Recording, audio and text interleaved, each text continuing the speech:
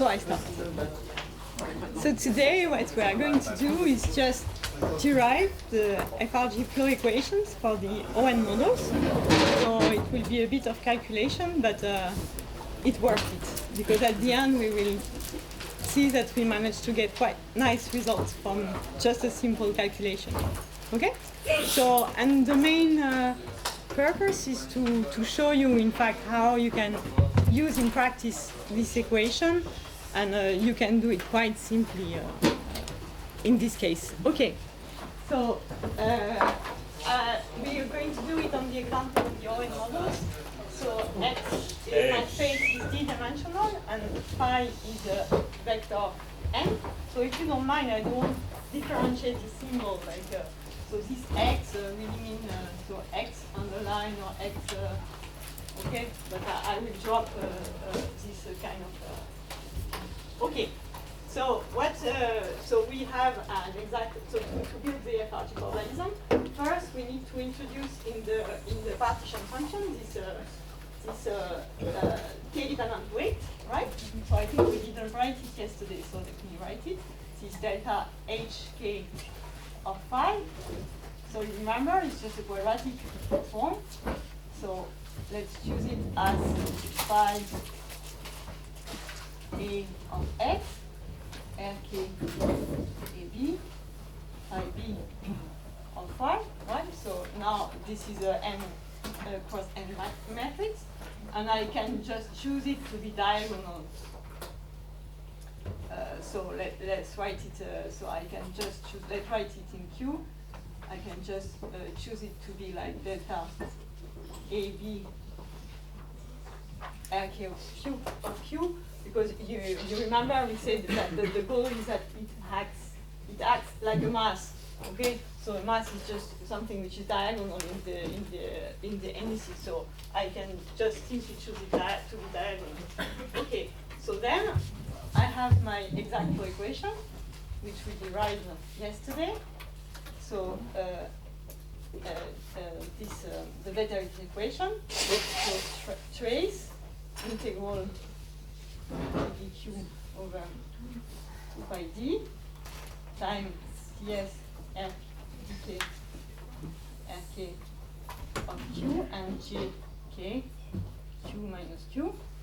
Okay, the trace in the space of in the n space, right? Because these two objects are matrices, so at the end I will have to take the trace. So they are both n cross n matrices. Okay, and what we decided, what we described yesterday, is that we are going to do this calculation within an approximation which is called derivative expansion. So we will do the calculation within the derivative expansion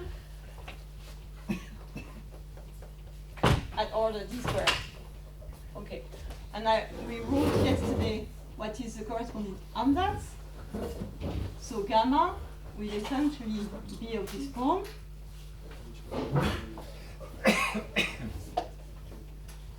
Zk of rho d mu m square plus a potential uk, so of rho,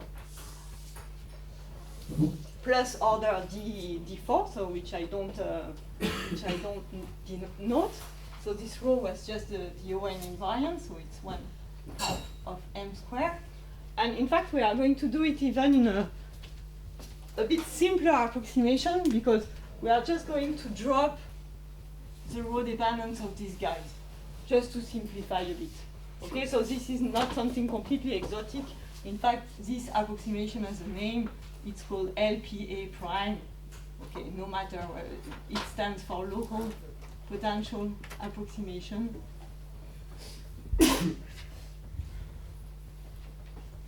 But it makes sense if you are interested at a critical property, because everything is essentially contained in this effective potential. But this is important, because this will be the clue to the key to have an element dimension. Yes? Just to make sure, on the last line on the left, so the trace, because RK doesn't have any more like. Those are matrices, so do you want me to denote it? No, it's just that Yeah, they have, okay, I Okay, can. so this one, okay. It has two index, and this one has two index as well. So those are matrices and the trace. And so, G, do you know if it's diagonal or not? Ah, we will compute It's it. also We have to diagonal, compute right? it. Okay. Can you write a bit larger? A bit what? A bit bigger. A bit bigger. Okay. So now we have projected our complicated functional space onto this reduced space. So now all we have to do to explicit this is compute the flow of this object I have introduced, right? So what we want are the flow equations for UK of rho and ZK. So let's start with U. So how can you get it from gamma? Well, it's quite simple because this is precisely the potential part. So if you evaluate gamma in a uniform configuration, this would be just equal to rho, right? So UK is just defined as, so 1 over V, gamma of K, evaluated in a uniform configuration. So M of X equal in M naught, independent of X, right? So if it's uniform, then this just becomes a function of rho. I do the integral over X, it's a volume, so I divide by 1 over volume to get the U. And this configuration, well, so it's a value of the magnetization. I can choose my unit vectors in n space so that I will put the one direction along m naught, right? So without loss of generality, I can just write m naught like this with a component on 1, 1, and the rest is 0, right? Of course, it's just a choice of your unit vectors in the n space. Okay, so to compute this, so you see that the only thing I have to compute is the flow of UK is given by the flow of gamma k evaluated in this uniform configuration. So it's given by that, okay? So what do I need? I need this. I have already specified it, okay? It's a diagonal matrix with element this. So now I have to compute this. And if you remember, this object is defined as the inverse of gamma 2 plus R.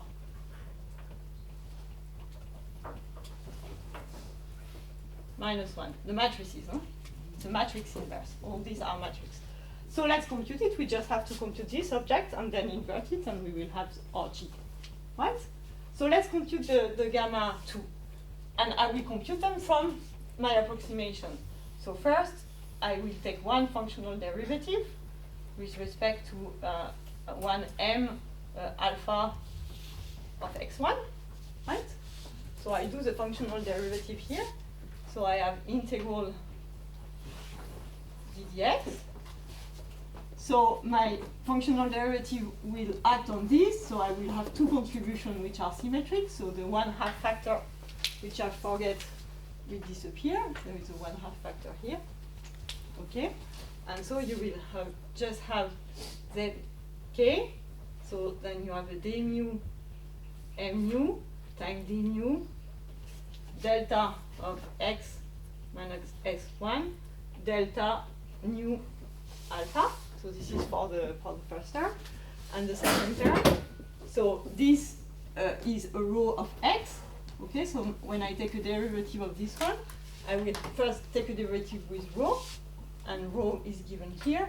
So I will have m.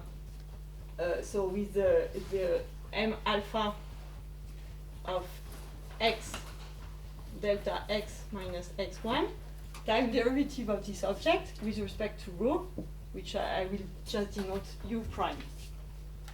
Okay? So now, of course, I can do the integral over x. So I have that gamma k 1 alpha of x1. So first, as usual, I just integrate by part. So I integrate by part this one, then I can do the integral over x. and I end up with minus zk d mu square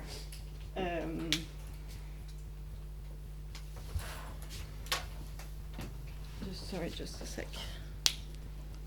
D mu square of m alpha x1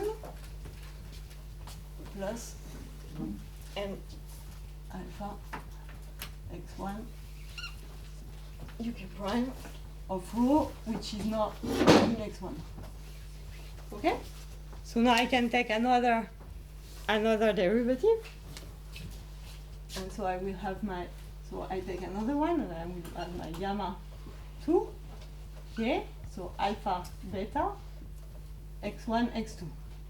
Okay, so it means that I'm taking another functional derivative with respect to m beta of x2 of the object I've just computed. Okay.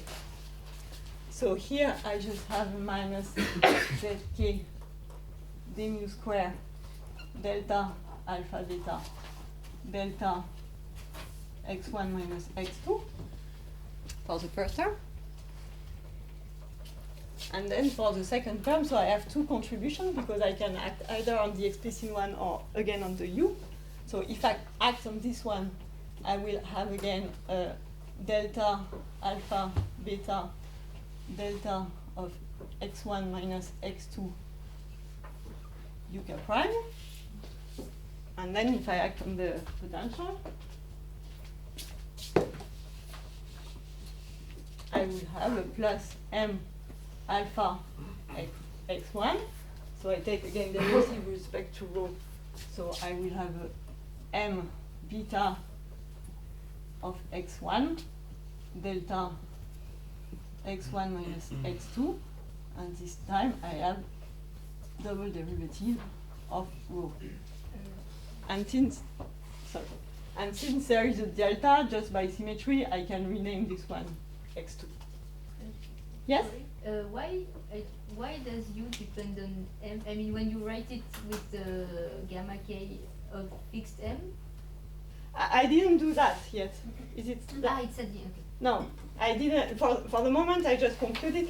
Since to take functional derivative, you cannot use the universe configuration before you have finished your derivatives, right?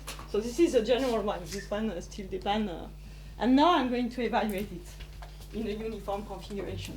So now I evaluate it in M naught.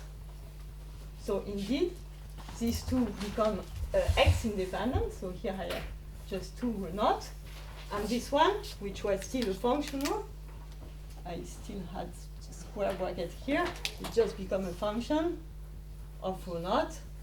And same here, it just becomes a function of rho naught. Okay, so this is for the uniform configuration. So far, so good? So you've summed over alpha beta now. Sorry, thank you. Delta alpha 1, delta in green. Thank you. Rob, that was your job. Alpha 1, delta beta 1. Okay. So the last step is to go to Fourier transform, right? Because then I have less integral to compute. And of course, since I can do that now quite simply, precisely because I'm a uniform configuration, so everything is translational invariant, so the Fourier transform will be very simple. So let's do it. So now I go to Fourier.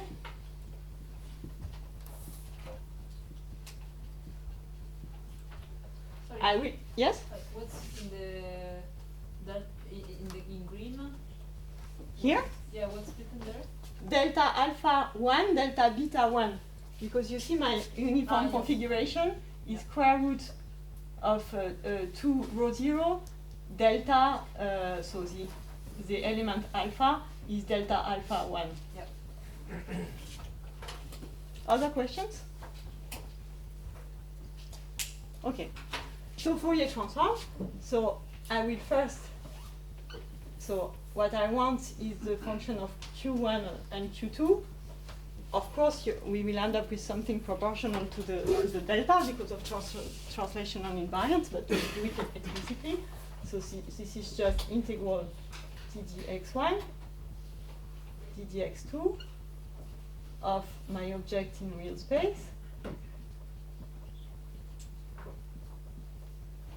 exponential I q1 x1 plus q2 x2.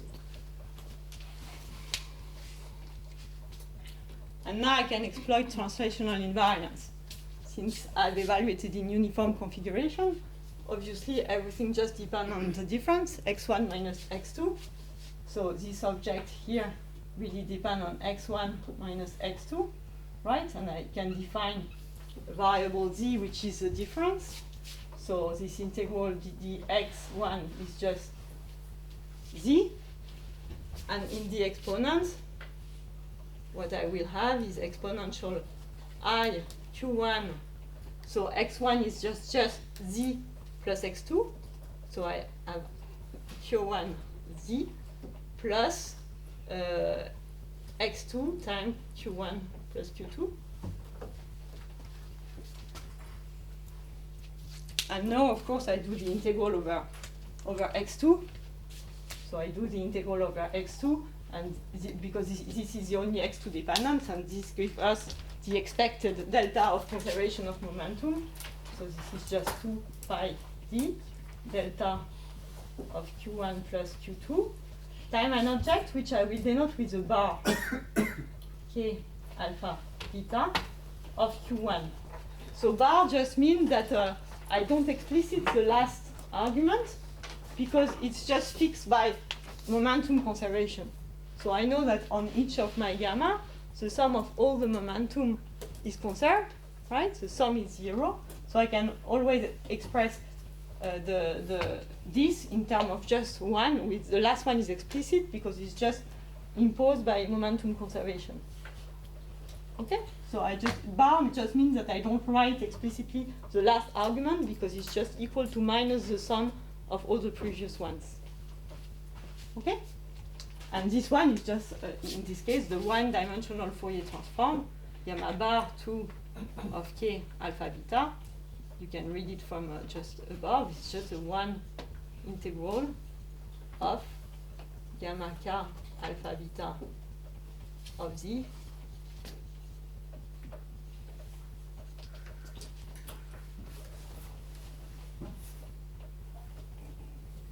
Are we good? Yes? Except Okay. What happens if you put q1 equals q and q2 equals minus q? As you Exactly. This is precisely going to give me a volume which will compensate this one, right? Because you have that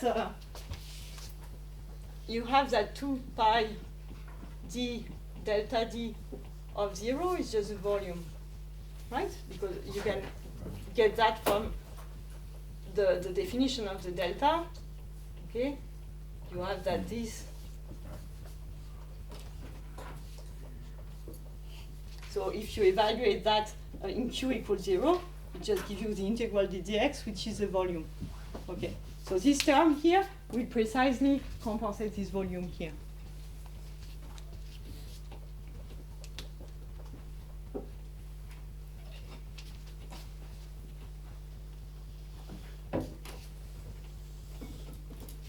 Okay, so now I just have to do the one-dimensional Fourier transform of this. So this is straightforward because the delta will just give me constant. And here I have a d mu square, so as usual it will give a q square, right? So I write it directly. I have gamma 2 k alpha beta q. So I'm writing the bar 1, which is equal to, so the d mu gives me a iq square. So it comes with a minus sign, so it will compensate this one. Plus, so I will write this one besides u prime, because all this is function of delta alpha beta and plus square root UK delta alpha 1 delta beta 1. And that's all. Right? Because when you do this Fourier transform, you just integrate the x, so you just get constants. So we are there, don't worry. We have almost our G, because now we just have to inverse this matrix. Okay, so let's write it explicitly, how it looks like.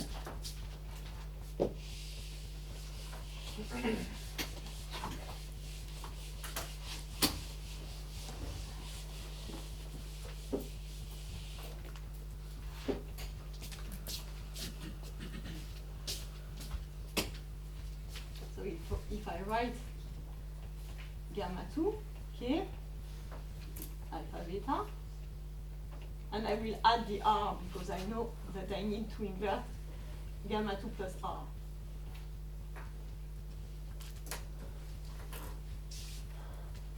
So let's look at what we have.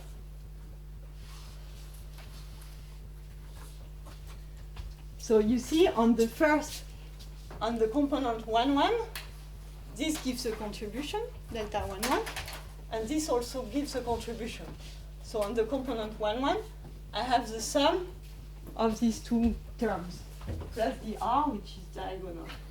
So I have d q square plus rk plus u prime plus square root of 2 rho naught. Okay, this is just the first element.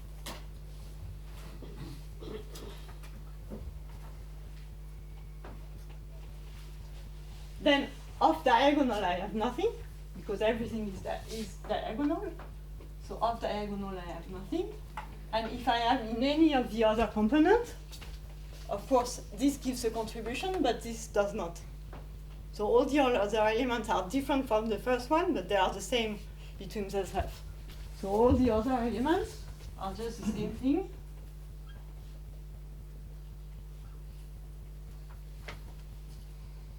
Along the diagonal.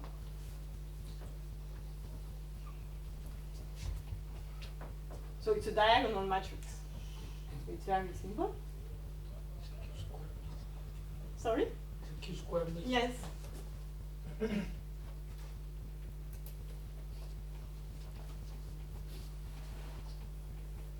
So just to alleviate notation, let me define this thing, which is P of Q and M square, or P of Q and M, which is this part which appears on all the elements, plus M. Okay? So that the first here is just P of Q and square root of this, and on the diagonal I have just Q and 0. Right? Because the only difference is either I have M, which is that, or I have no M.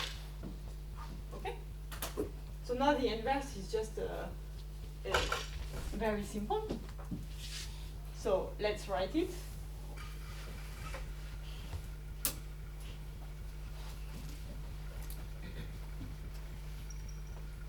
And I can write it directly with the indices, right?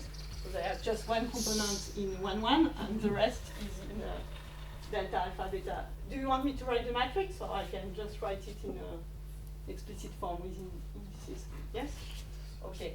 So you see that you have the first component, which is 1 over P of M and square root of 2 rho naught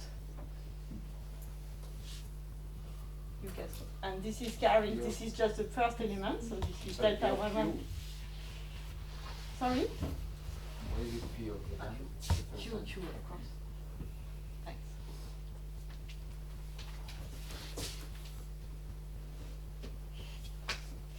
And then I have the second term.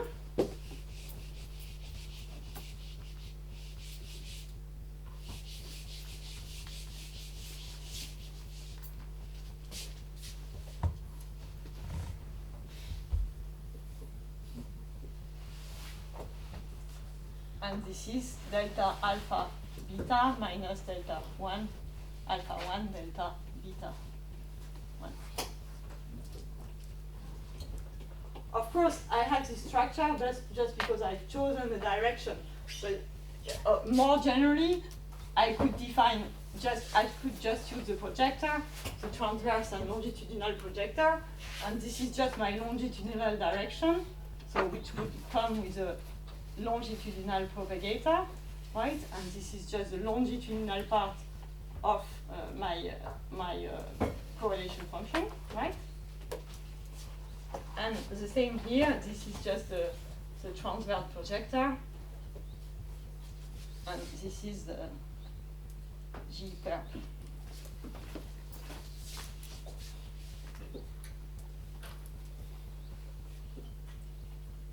Where perp and orthogonal are with respect to the direction of the magnetization. If there is if this will not is non-zero, then the longitudinal direction is just the direction of this. Okay, so the projectors are defined as usual. P of M is M alpha, so alpha beta.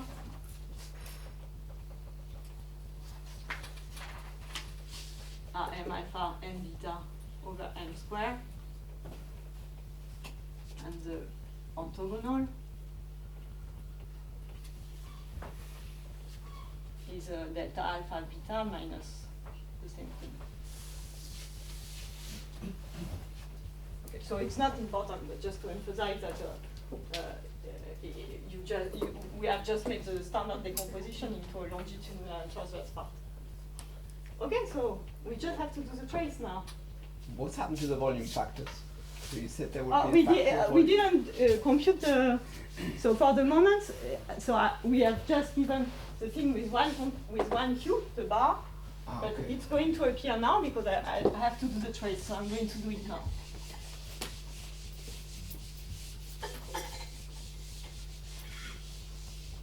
So now I'm ready at last to compute this equation.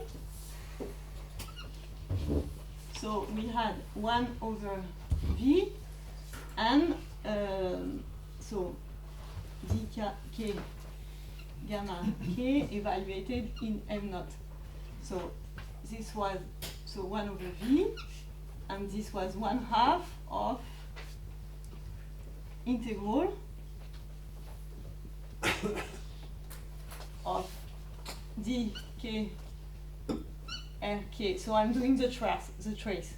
So I'm expliciting the indices. So the first thing is the matrix product. So I multiply here jk d of q minus q b a. Okay, so I didn't write the trace because I've done it explicitly. So the bb is the matrix products and the a equal a is the trace.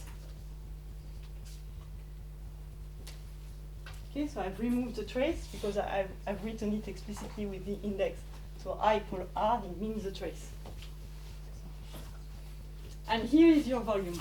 So you see that when I will evaluate this in Q minus Q, I have a volume which comes out.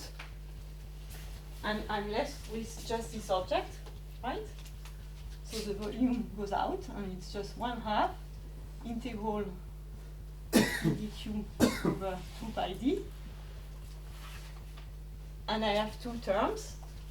So you see what I'm doing is just the trace of this object. So the first is just the trace of the longitudinal projector, and the trace is 1. So the first term comes with a 1 over p of q square root uq prime. And the second one, you see I have to contract. So I remind you that this one is proportional to delta AB RK of Q. So the first one, the trace of this one is 1, and the trace of this one is n minus 1. So plus n minus 1 over P of Q and 0.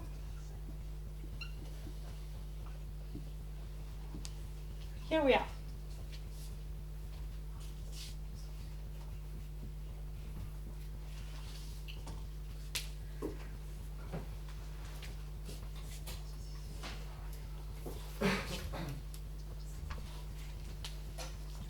Okay, and you see already something appears that if you have a non-zero magnetization,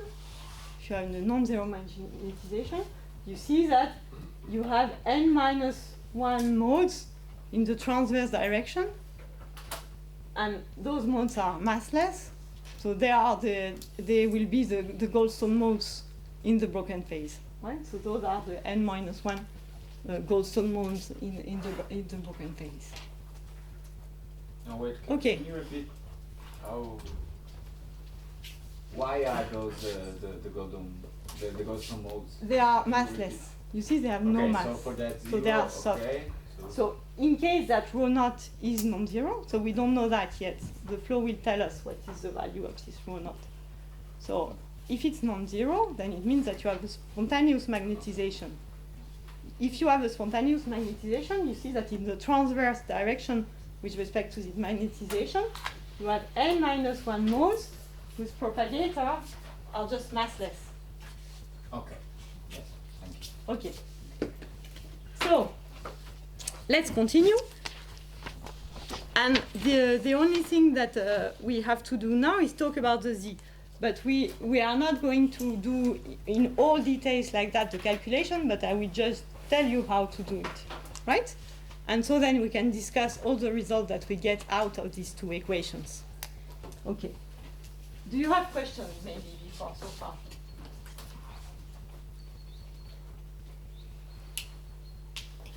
It's really just a derivation, nothing complicated. Sorry. Yes? Just when it's massless, the model where we have just when the solution is massless, in when there are the solution when they are not phi4. We will discuss after the solution of this. Okay, let's first finish with the part of derivation of the equation, and then we can discuss what they give. So flow of Letka. So I don't have the answers any longer, but I can write it quickly. So you don't have to copy it again.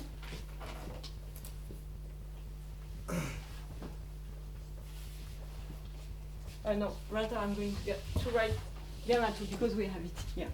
Okay, so you see we have gamma 2 here. So if I want to isolate this zk, right? So how can I define it?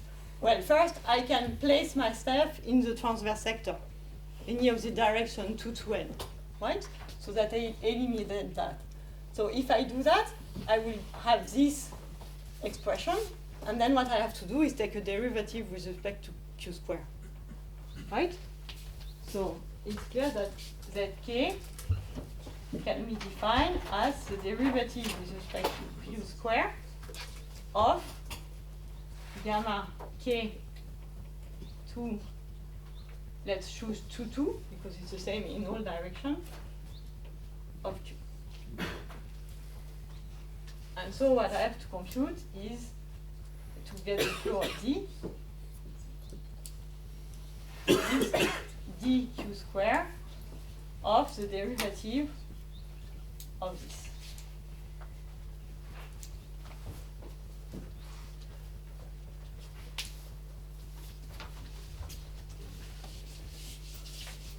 Okay, and this equation, in fact, we have already derived it yesterday.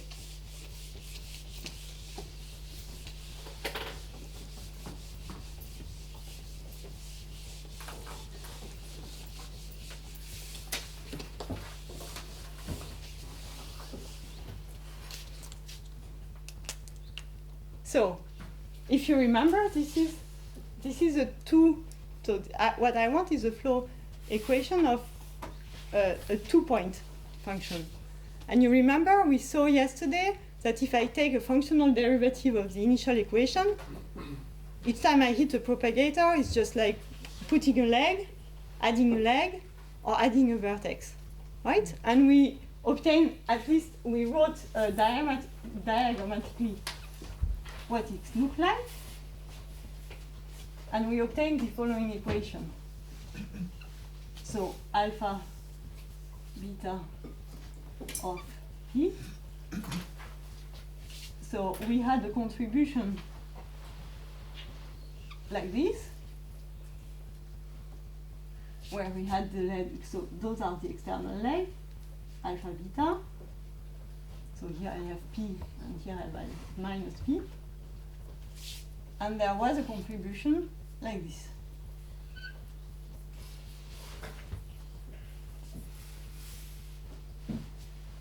So here I have P, alpha, here I have beta, P, and this is my loop momentum, Q, and Q. So you see that we have already pretty much all the elements that enter here. So this cross is the same element. These lines are all the propagators. So what you need is the gamma 3 and gamma 4, but it's really simple. You just have to take an additional derivative of the gamma 2 we had earlier. Okay? So you remember we had the gamma 2, so the gamma 3, alpha, beta, gamma. You just have to take a last derivative of the gamma that we had, of course, before evaluating it in a uniform configuration, and after you evaluate. Okay? So this is just one line, but you don't need the explicit expression. Okay, so this is the expression we had just earlier, and you take another derivative. And all the Q part goes away. You are left with only potential term. Okay, and same for gamma 4. So it means that this object here, the gamma 4, does not depend on momentum. Okay, it does not depend on momentum. So if you want to do it, if you do, so I will denote it P so that you don't confuse with internal momentum. So if you take a derivative with respect to P, this will not contribute. So if you do dp square of this object, dp square of that is just 0. Because you have G's that depend only on Q, and this one does not depend on P. So this is 0. May you repeat this? Yes. So in this graph, you have a gamma 4.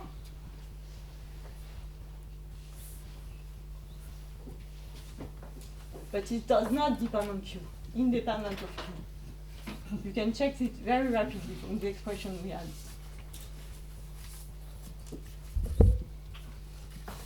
And this one also is independent of Q. Of its momentum. So it means that it does not depend on P minus P, Q minus Q. So when you take the derivative, there is nothing less which depends on P for this one. And this one, you just have to write it, right? So do you want, maybe I can write the explicit expression of this graph so that you have it with all the indices and so on. But this is really straightforward from what we did yesterday. So let me write it just for completeness. So I rewrite the same expression, but with all the objects that appear, so that you get familiar with this.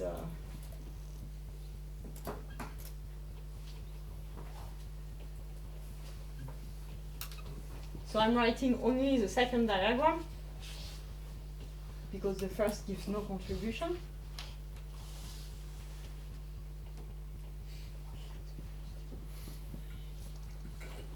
So we start from here. Here we have the derivative of Rk. So we have dk Rk, A, B of Q. Right? So we can call this like A, B. And then you are doing you have a G that carries a Q, and you are doing the matrix products with this one. So you have a G, B, C of Q. And this Q enters the gamma 3, with an external length which is alpha and carries P, and the second one which is C, which carries Q, and a D which carries minus P minus Q, which I don't write explicitly. Then I continue, you have a G,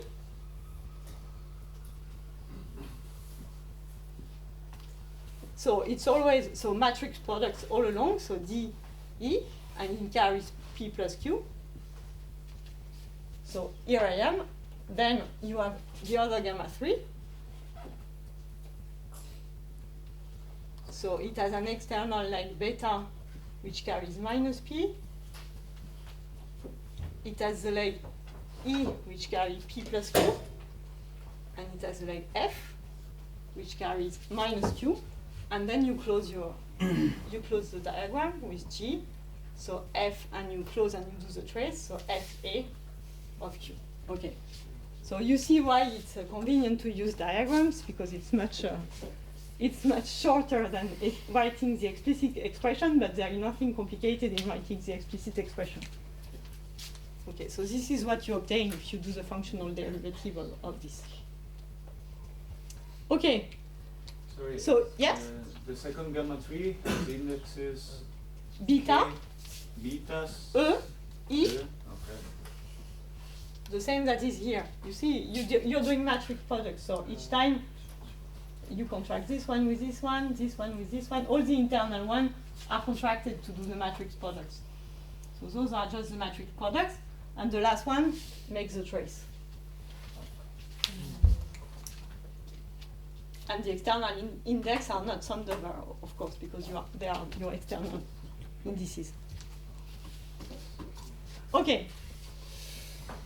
So now you guess that we are not going to do that on the blackboard. It's not difficult, but it's a bit long. So I will just give you the result, but you have everything to do it. So it's just a matter of replacing your expression and doing the contraction. And the result, so I'm going to write it, and then we can comment on all this equation. So maybe I will write them both there, so that we keep them. And we can comment on that.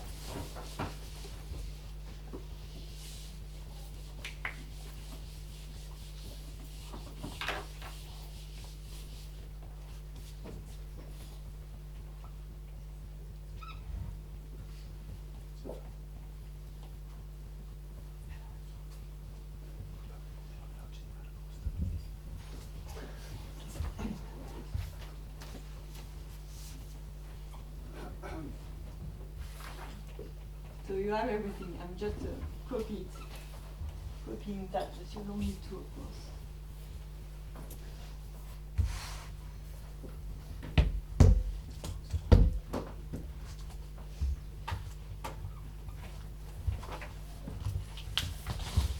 Okay, and the second one.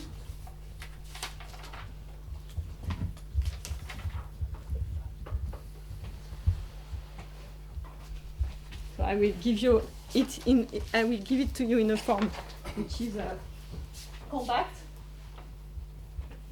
So after all these matrix products, what you obtain is quite simple.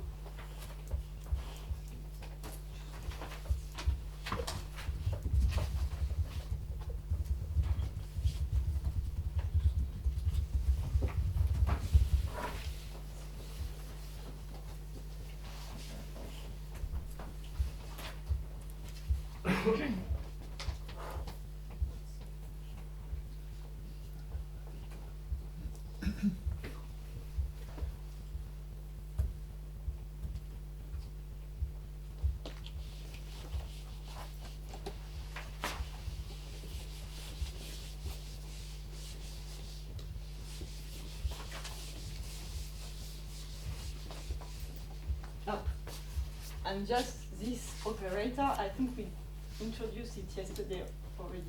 It means dk rk d over d rk. Okay. So this is the result that you get.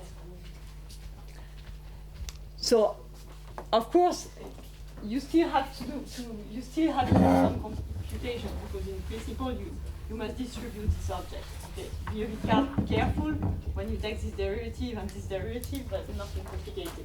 So let's keep to this compact form. Okay, so now we have the flow. What can we do with it? What can we do with them? So the important, we are still missing one more step, is that if you remember in Wilson's RG, So what we have done here is the average over the progressive average over fluctuations. But in Wilson's algebra, there is a second step, which is what? Rescaling, exactly.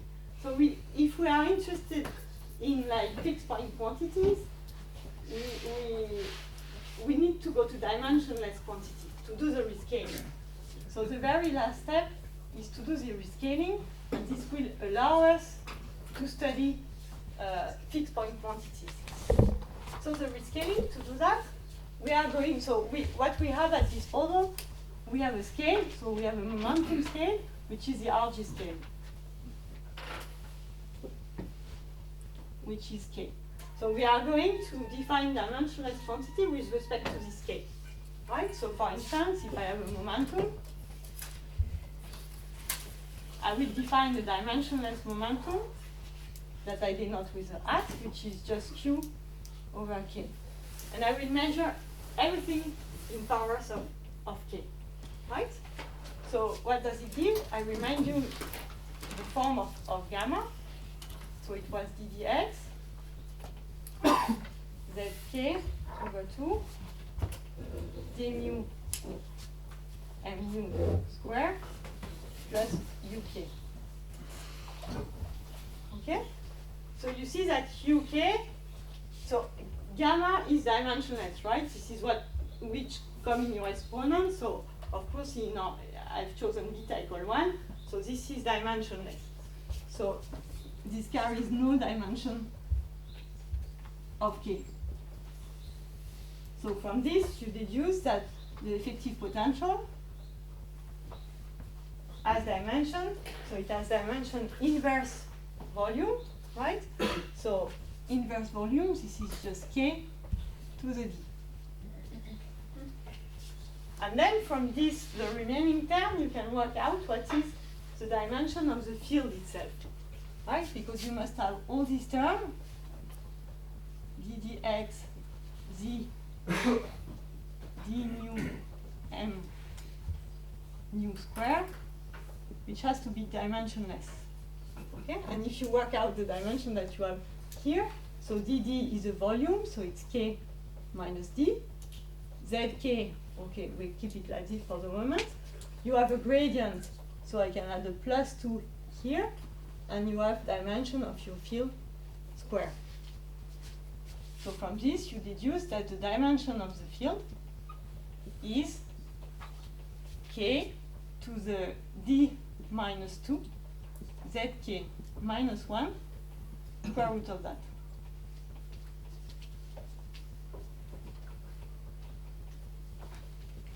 So now we can non-dimensionalize this object. So we are going to define a uk hat of rho hat. So I have to divide, so it will be u divided by its dimension, capital U, and evaluated in rho. And rho, it has a dimension of phi square. So rho is just k d minus 2 zk minus 1 rho hat. Okay, so now everything has a hat, everything is dimensionless.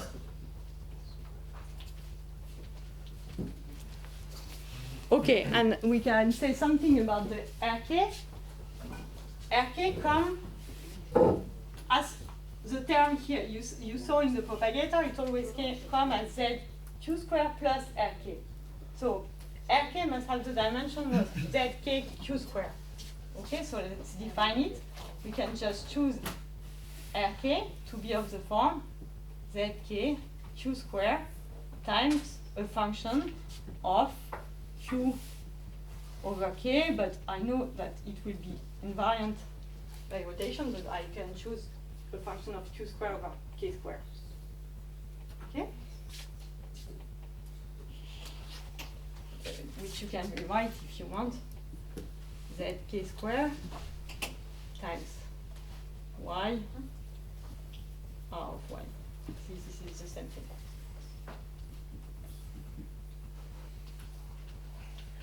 Okay. So what do we need now? We need to say something about zk.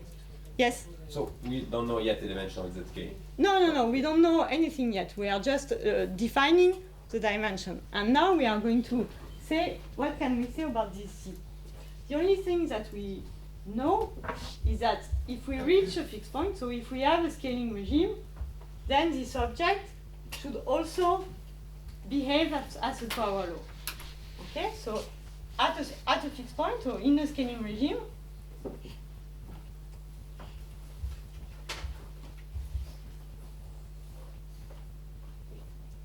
we should have zk which behave as a power law, right? By definition of a scaling regime, everything will be power laws with something that I just denote eta star for the moment. I don't know what it is. So from this, I want to define. So I will just define a quantity that I will denote eta k, which would give me this eta. Okay, if it had its form, it would give it to me. So I just have to take the log derivative of zk to have this eta. Right? So so this is the definition. I just define this as minus d log zk over d log k. Okay? So I can rewrite this. So this is just minus k dk log z.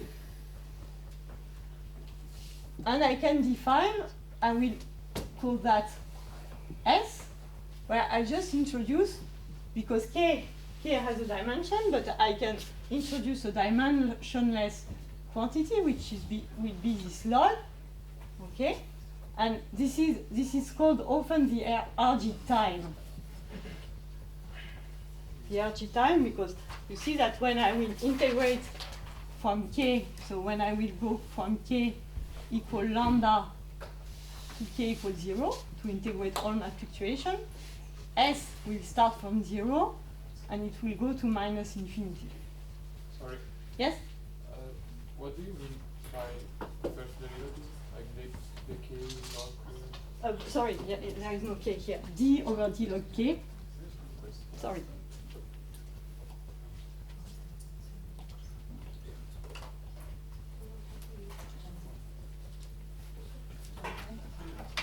So the second part is just Sorry? on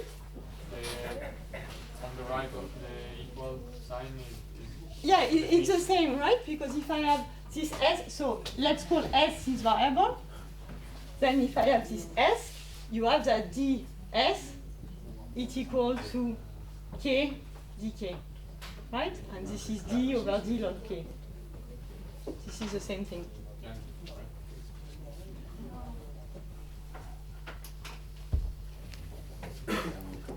Okay. So now we can just write what it gives in dimensionless variable. So you can first compute this dkrk, which comes everywhere. So now I will use S. Well, let's start with. So let's compute k dk rk. And from this, I see that I have two terms. Either I act on the k dependence of this guy. So it will give me minus eta zk q squared, or it acts on this k dependence.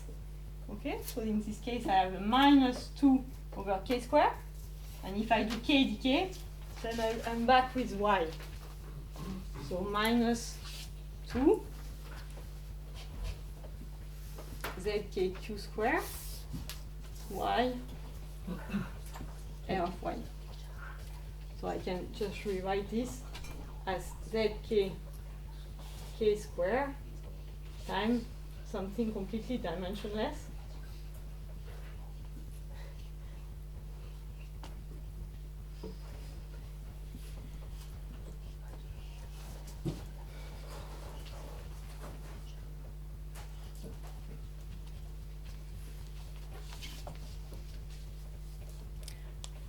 And the last step is to write the flow equation of the dimensionless potential.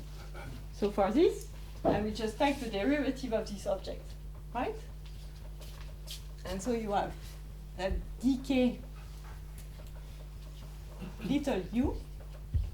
So I have three contributions. The first is if I add on this external k. So in this case, so I will still take the ds, so I do k dk.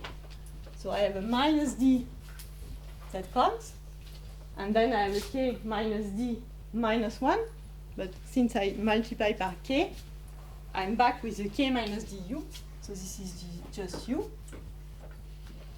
Then I have another contribution if I act on this guy here, right? Because there is a k dependence here, so I have another term which is plus d minus 2 plus eta times rho hat uk, right? And you have the last one, which is just the flow that we have computed. K minus d ds uk, which is this guy here.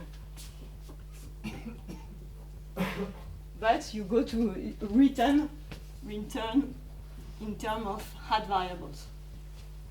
Sorry, the second term comes from which? In this definition here, you see that you have several things that depend on k. You have a k here, and a k here. Ah, okay. So the first term is this k here, the second term is this k here, and the last one is this k here. Okay. Thank you.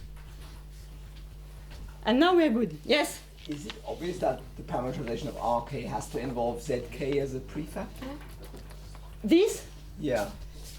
So there are two ways to see it. So you remember that this P of Q and M is ZK Q squared plus RK. Okay. Q So it has to be comparable. plus, yes, UK plus M. So it has just, so you can check that, of course, this has a dimension ZK K squared, this also. So dimensionally, it has to scale like that. Dimensionally like ZK Q squared. And in fact, you can show more rigorously that it's needed if you want to describe a fixed point. Because to get a fixed point, you need to end up with autonomous equations that don't depend explicitly on k. And if you don't do that, you kind of prevent reaching a fixed point. So yes, it's important that you include the z in the R. And in fact, you can show it more rigorously if you write the word identities which are associated with scale invariance. It tells you that this R should have this form. Great. When you Yes. from the derivative with respect to the energy time to the derivative to k, the lambda factor is Yeah, it disappears, right? Because I'm only considering the derivative. So ds is just k dk. So you take ds, okay, so okay. it's dk over k. Okay. Okay. Okay.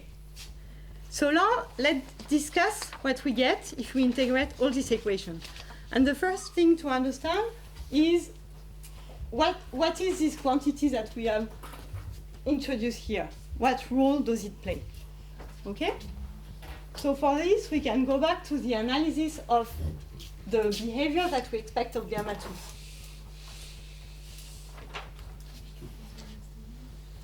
So what I'm going to explain is that, do you have a question?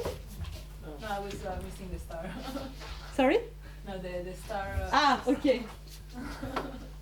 So it's just what we have computed.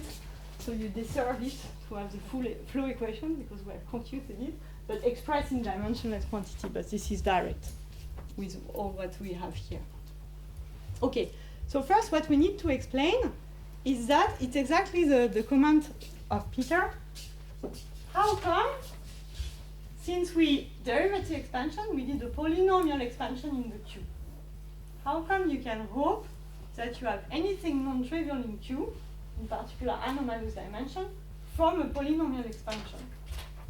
This is not trivial at all, right? But in fact, I'm going to explain you that it is the case.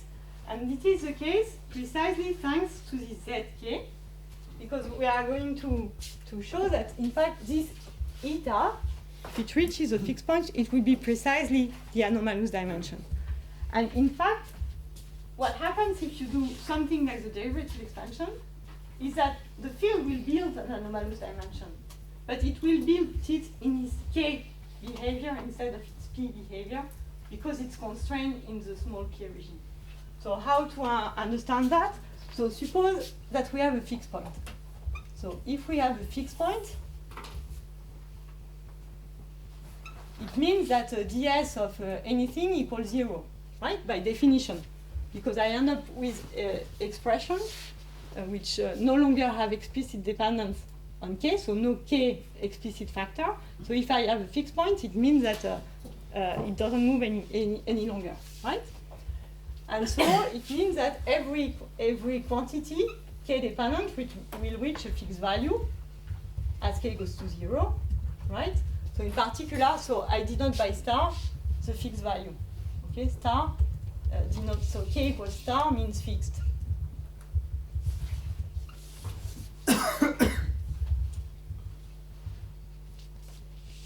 Okay, so then you have, if you look at gamma 2 of p, and you can remove the mass part, so you can look at gamma 2 minus gamma 0, and this is, from what we computed from our ansatz, this is zk gamma 2, zk q squared, right? This is what we have computed before. And there is something that I didn't do, that I didn't tell you, but which is very That's important. a Q, not a P. Yes, a P. Is that, in fact, the behavior of gamma is completely regular for p, for any p which is smaller or of the order of k. All of, in fact, any gamma n is completely regular. So it cannot have any singularities. And this is a very important property of the Wetterich equation, which I did not mention yet, but which we are going to explain now.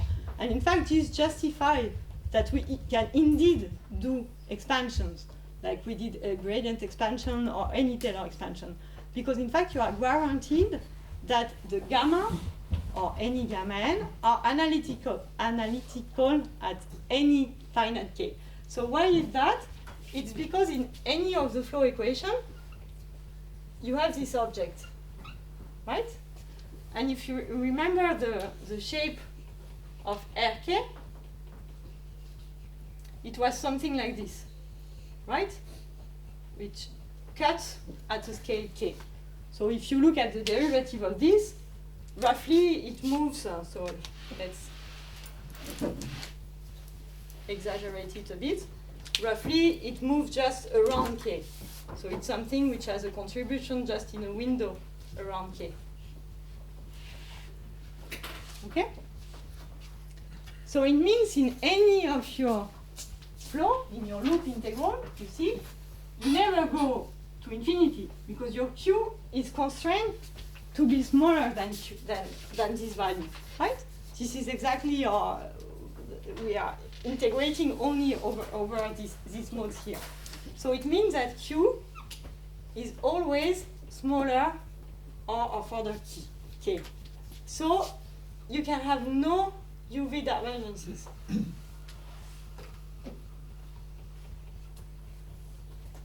Right? Just because it's finite. All your integrals are cut at k. So it cannot diverge. And in fact, it cannot diverge in the IR either. And this is because, you see, all of your P, we have given them a mass.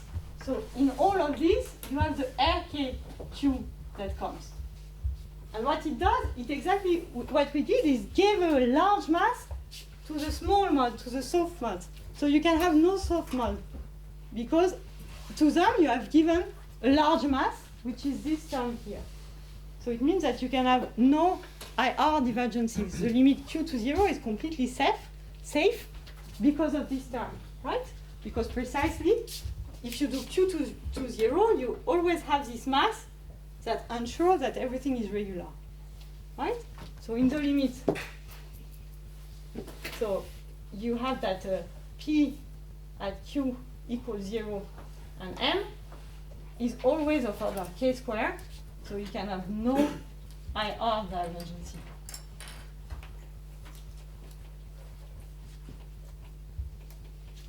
Okay, and so it's completely smooth. It's completely analytical in both UV and IR.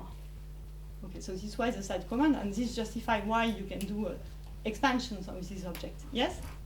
So you know that we know that the Renormalisation equation is one loop exact, right? Yes. The beta function is. But you see, you talk about eta, but you can't eta at one loop is 0. It's only at 2 loops that you can have eta as epsilon squared by 56, right? It depends on which. For Ising, for example. Yeah, but you still have a non-trivial value of eta, so it does not coincide with the one loop result, but you still have a non-zero value for eta. I will comment on that No, after. but for ON or Ising, at one loop eta is 0, right? Only you get the value of eta only at 2 loops. Yes. And here you will get the value of eta. Yes. Yeah, so can you make a connection of the two loop result from the perturbation theory and the value of eta you get? One loop exact, it means you do a perturbative expansion in epsilon. Yeah. Okay, so if you do that here, you will get 0 because you will recover the one loop exact. But I don't want to do that. I want to keep all the non-perturbative effects that I've taken into account. Else, you can compute the. So the eta comes from the non-perturbative part in this case. Yes, no, but my question is. So if you do an epsilon expansion of all what we've done, you recover the perturbative results. Yes, at one loop. Yes. Yeah, what I'm talking about, like 2 loops. Can you recover like the two the eta? You No, get it's from not a correspondence order by order in loop and in the. This is a orthogonal or complementary approximation scheme. So it's not a one-to-one correspondence. So no, you cannot retrieve the two loop, but it doesn't prevent you to reach the arbitrary precisions. And this is what I will say in a moment. Okay, so let's continue. So we have that on the one hand. On the other hand,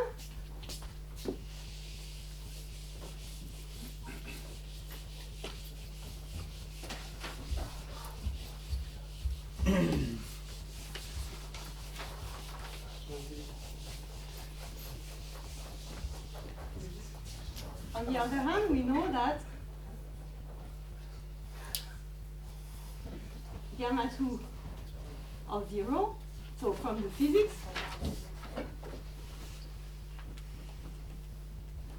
you expect that this goes like p to the minus 2 minus eta by definition of the anomalous dimension. For p smaller of order of your Ginzburg scale, right? Of pg, it's a Ginzburg scale, so it's approximately u to the d minus 4. Okay. So now how can you proceed? So we said that for small p this behaves like this, but for large p, if you want to go for p large, this is completely outside of the domain of validity of the derivative expansion.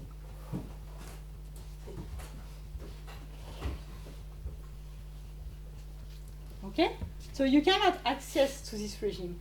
But for scale k of order p, the two have to match. Okay? So for k, which is for p,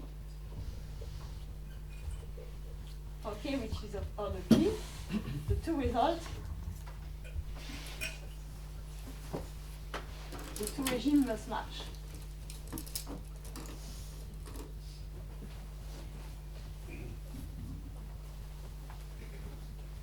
And if you replace in the expression that we have there,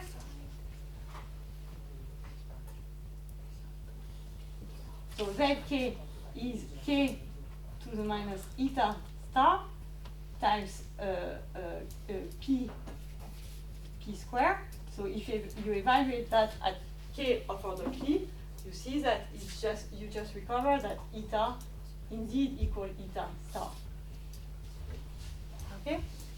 So the fixed point value of this eta gives you the physical anomalous dimension. Okay. So this is the one of the nice things about that. Even though you do a polynomial expansion in derivative, it doesn't prevent you from having anomalous dimension. So let's comment on the result. So now you have these equations, and you want to integrate them. So what will you find? So, resolution. Resolution means you just integrate the equation. So the only thing that you have to choose is an initial condition. So choose an initial condition at k equal lambda, right? S equals 0. And here you can really choose the initial condition, the model that you want to describe. So if you insist on describing Ising on a lattice, you can choose u lambda of phi, which is the log cosine hyperbolic cosine phi that you know is the continuous limit of Ising. Okay?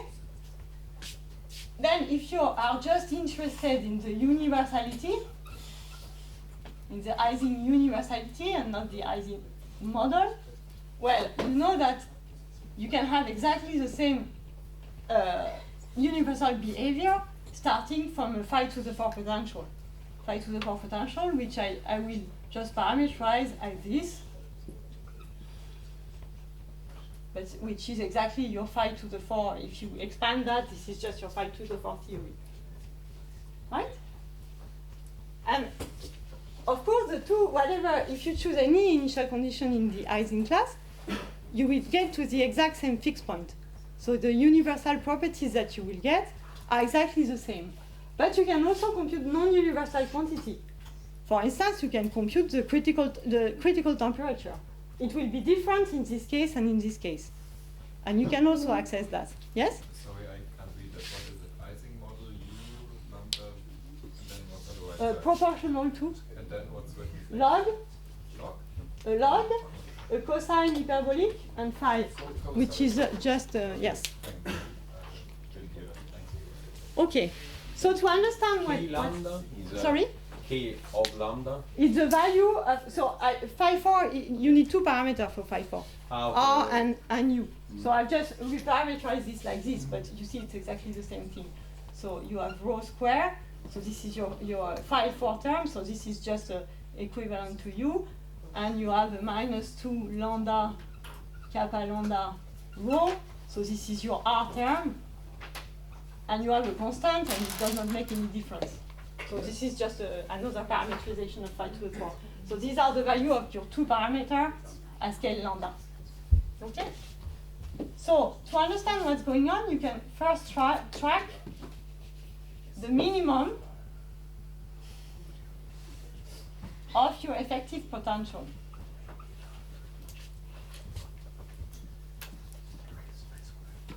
Which I will denote, so at scale lambda, the minimum is in kappa lambda, but in general it's in kappa k.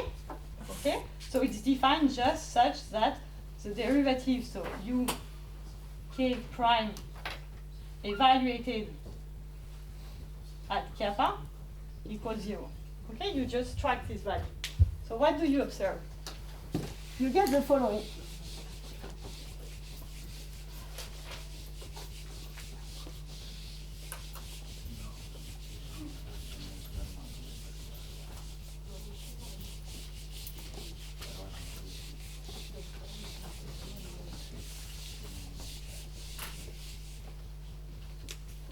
So if you are at t lower than tc, so it means that if you are at a given value of this parameter, what you will end up in is the broken phase. So what you expect is that you have your system will acquire a spontaneous magnetization, which will be this thing at kappa equals 0. okay? And you expect that it takes a finite value. So what it means is, in terms of kappa, is that your kappa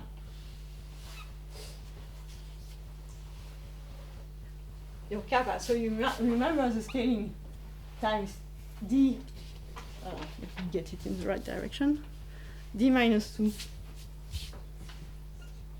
plus eta must remain finite. So since this goes to 0 as k to 0, it means that your kappa hat must go to infinity as kappa goes to 0.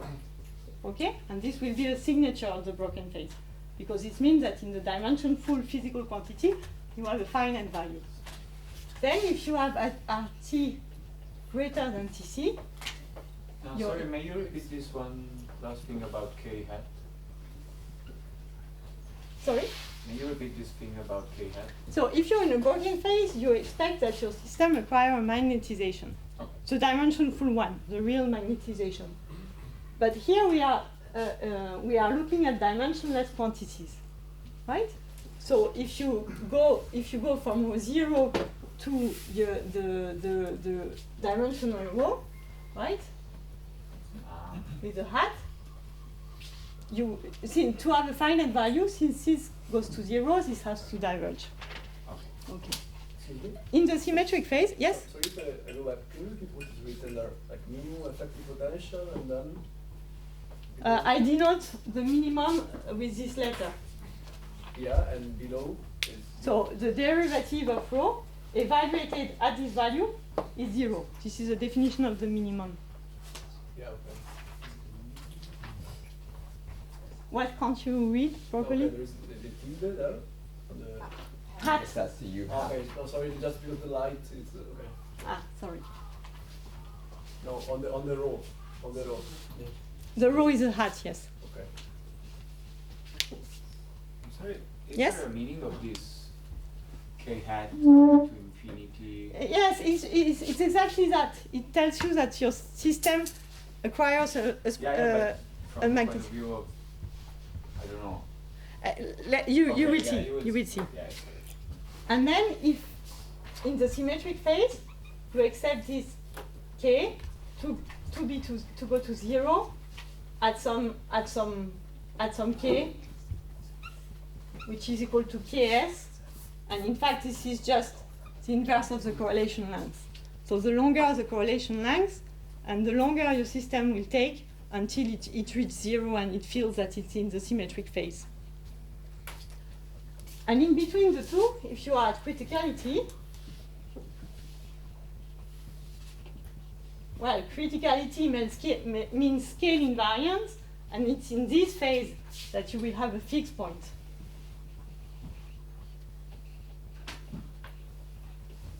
So it means a fixed value of kappa hat. So it means that the dimension full one still goes to 0. Right? The dimension full kappa still goes to 0 for the same reason, but the dimensionless one goes fixed. So if you integrate, this is what you see. So now you run your flow. So you choose, I will write it as a function of s. So s goes from 0 to minus infinity. So you choose an initial value of kappa lambda. And you will see two things. Either your flow just goes to infinity. And if you start to another kappa lambda, you will see that your flow vanishes at some ks and stays 0. And now if you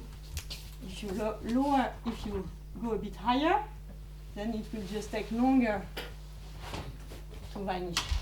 And here it will just say close here before it eventually goes up. And in fact, if you just in between, if you are right at the critical value, your system will reach a fixed value, kappa star, right? And your line here, the closer you are, the longer it follows this before eventually going away. same from the two sides.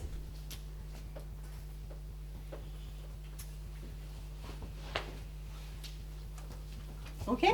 But that's kappa hat. These are all hats. Hat, yes. Everything is hat here.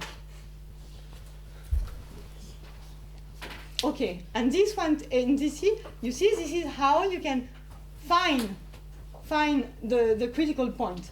Because depending, if you vary your initial value, you will find that, okay, either you end up in the broken phase, or you end up in the symmetric phase, and in between, when you reach a fixed value, you have found what is your critical temperature, right? And your critical temperature for the given model that you are studying, right? But of course you have more than that. Here I've just plotted one value of this potential, but you have a whole function. So how does it look like, the whole potential? So how does it evolve, the potential? So first, let's say that we start from a phi to the fourth, and I will write the dimension full one. Okay, so say that you start from a phi to the 4.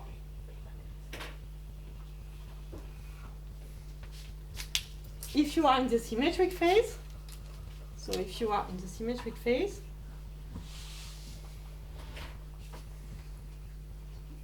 what you will see is as you evolve the flow,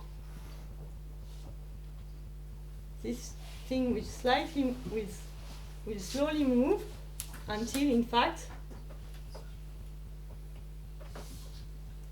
it reaches this shape at scale around Ks, okay, which is when your minimum reaches 0. So if you're in the broken phase,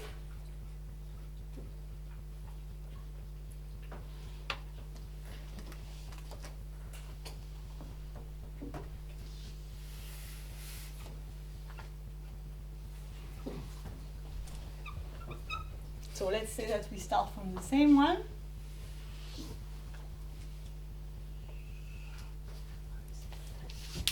As you flow, you will see, so now you are in dimension full, so first it will deform.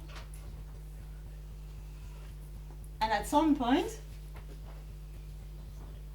it will reach a fixed value here. So let's call it minus ms. And what is very nice is that in the remaining of the flow, you know that the RK goes to 0. So your gamma becomes the real Legendre transform of W. So from this Legendre transform property, it has to be convex, right? And in fact, this is exactly what the flow does. So the end of the flow will ensure that at the end, in fact, you will reach a perfectly concave potential with no more. And so it will be flat in between these two values, which is the value of your spontaneous magnetization in between. And then if you are at the fixed point, so if you are at criticality,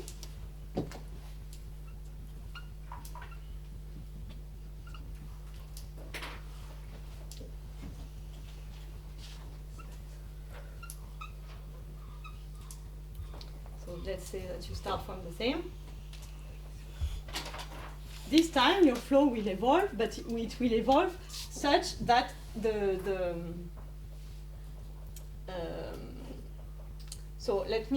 so at criticality, what you want to look at is what, so the hat 1 goes also to 0, and it becomes like you expect, just flatter here.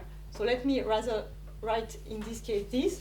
So in this, you know that the running minimum will take a fixed value. Right, so this is the value kappa star hat.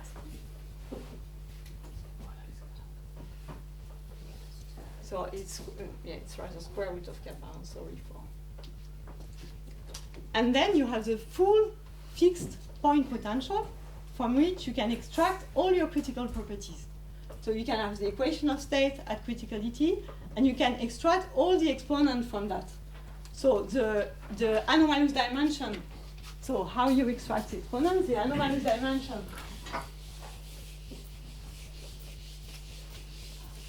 So from the fixed point potential,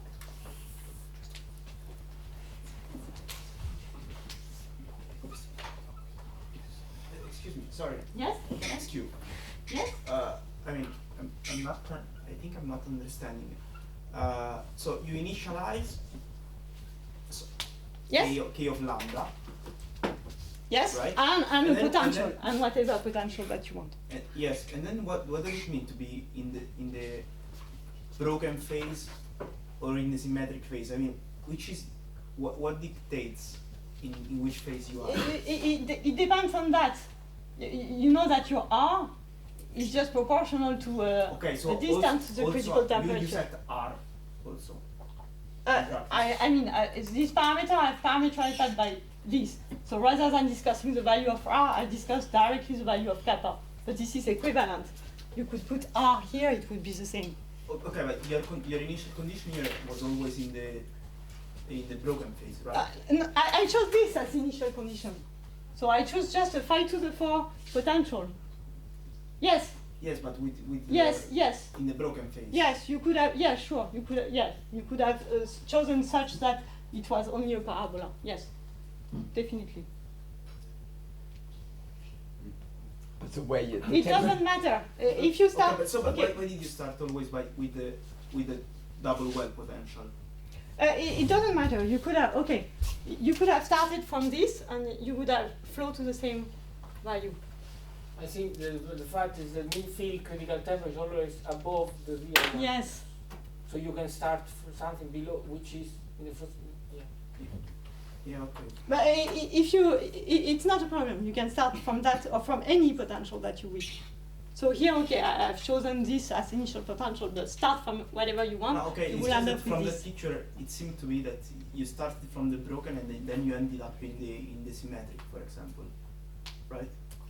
Yes, but because you see, it's not this which tells you, you know that your critical temperature is renormalized, right? Yeah, that's so it sure, will be sure, shifted that's- from this. Yes, that's true. Okay. Okay. So what matters is how this term compares with the actual critical temperature of your model. Ah, okay. And then, since so Okay. this was the comment by Marco. Okay, understood. Okay. Is your x-axis really m rather than rho? I mean, rho is positive, right? Yes, sorry. So this is why I wrote square root. This is rather the M. yeah, the m. So I wrote m, I think, here and square root here. But if I started from a quadratic potential, I would have a non-interacting model, basically, right? If I took an actual parabola.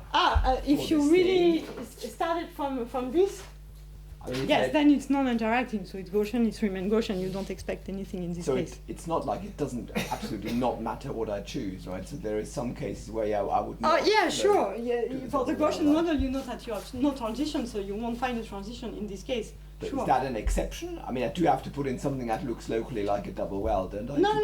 No. You just have to choose. You just have to choose a model that belongs in this class. So. But you have to kind of know that beforehand. Right? Sorry. I mean, you can't just take, like I say, you can't just take a parabola and hope that you flow to an Ising fixed point, because the parabola would but be a it's- non-interacting model. Yeah, sure, but it's not in the Ising class. So if you want to describe the Ising class, you will choose a model that belongs to this class. And how do you know that? By looking at the initial shape of U? I mean, the parabola doesn't work. The double well you know does that work. you know that phi 4 belongs to the Ising class, or you know that the Ising model. So that's why I was quoting these two in particular, because you know that these two belong to the Ising class. So if you want to compute the Ising critical point, you choose any of the model, or I could have chosen the liquid gas, the model for the liquid gas transition, or. I was just confused because you seem to be implying that I could choose almost any. No, E of lambda. no. Of course, you have to choose a. If you choose a, by the way, it was Owen rather than Ising, but yes, yeah. Do you have to Okay. initialize Z as well? Is there anything No, else no, you no. have to- You say nothing about Z. It's the flow that compute that.